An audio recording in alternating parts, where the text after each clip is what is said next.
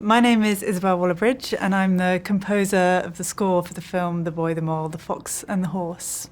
I first started working with Charlie, it must have been in 2020 when I first wrote to him, because my brother gave me Charlie's book in 2019 and I totally fell in love with it. And then I wrote to Charlie saying how much I loved it and that I thought that it would make a wonderful piece of theatre.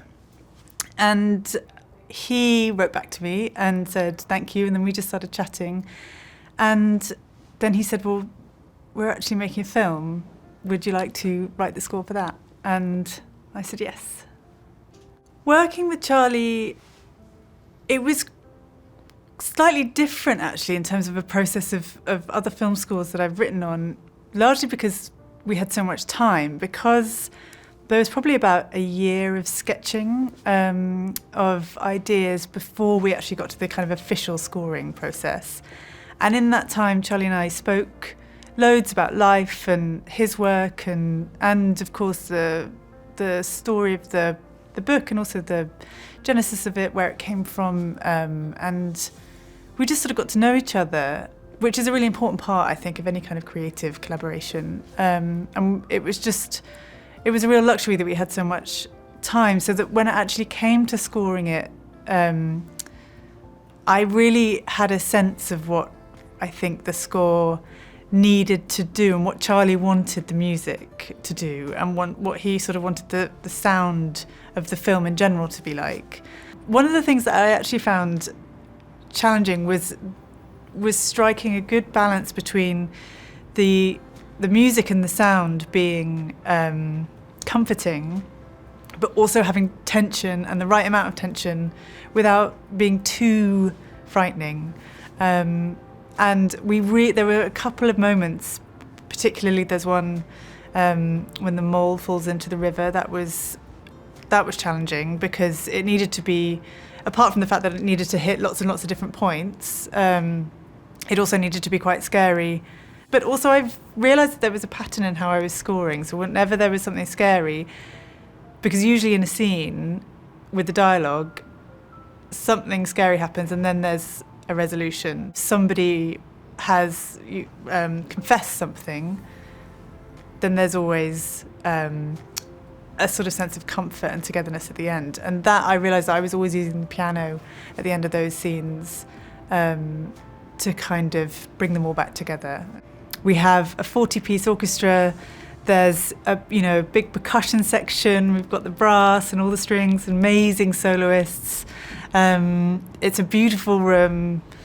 The lighting is sort of exquisite. I mean, I can't even tell you how exciting it is for all of us. My hope for people watching the film for the first time to feel like whatever they've experienced in their life, that somehow they're not alone in perhaps some of the challenges that they have faced. A lot of the film is about kindness and friendship and asking for help, and I think they're really powerful messages, and so that is one of the things that I hope that people take away when they see the film, is they feel seen somehow. I wrote a book called The Boy, the Mole, the Fox and the Horse, which was, a series of drawings. The book went down okay when it came on the market, so we decided to make a film. And I'm not a filmmaker. Cara, the producer, and Peter Bainton, the co-director, had to teach me how to make a film, or what making a film was all about. And that was incredible of them to do it slowly. It was a team, really. I think that's what I was drawn into, was a very gentle, loving team, and we made it together. And often we didn't even know really what roles we had. You know, it didn't really matter to us. So Isabel, just at the beginning of the pandemic, emailed me and said, "Do you fancy doing a performance with me? Just you drawing and me playing some music." And I said, "Okay." But obviously that was before anything dark happened with lockdown or, you know, all those things. So we began like talking quite a lot from then on, really. And she had a book. She said she had a book.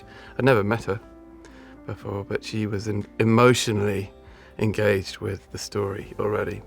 You know, we talked a lot. She'd helped me with the music for the audiobook, which I did under some cushions, still in lockdown.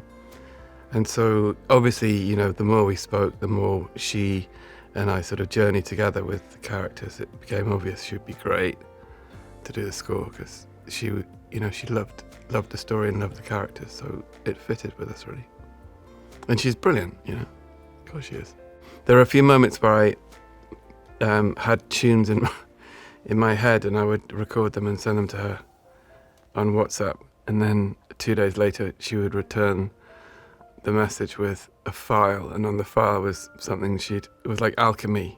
So I would hum badly down my phone, and she would, like tennis, respond with a beautiful piece of music. Well, it's kind of a dream to imagine. I mean, I remember when we went to the rehearsals and the recording of the score. I cried my whole way through it. So I don't know what it's going to be like now with the film and the score live with an audience. It would be pretty unique. I hope the book encourages you to be kind to yourself and to each other, and ask for help when you need it. And I've always hoped the film would do the same thing. So when I hear people's responses to it in various ways, it gives me a deep sense of of gratitude and pleasure that we made something that gives people, you know, helps people feel certain things. And I'm always staggered that I've sort of managed to be involved in something that could do that. A lady wrote to me the other day saying that her grandson, who's 5, when they went shopping, turned to his granny and looked up at her when she's looking in a window and said, "I hope you know that you're enough just as you are. I hope you know that." And she said that she was overwhelmed with emotion because she realised that she'd never really fully understood that or known that or felt that, and that her 5-year-old grandson was introducing her to this idea. And she said she cried. And she said, I'm starting the journey of realising that he's right, that it's true. And she also said, I want to tell you that he's learned all the words in the film, and he will take these words with him, hopefully, the rest of his life.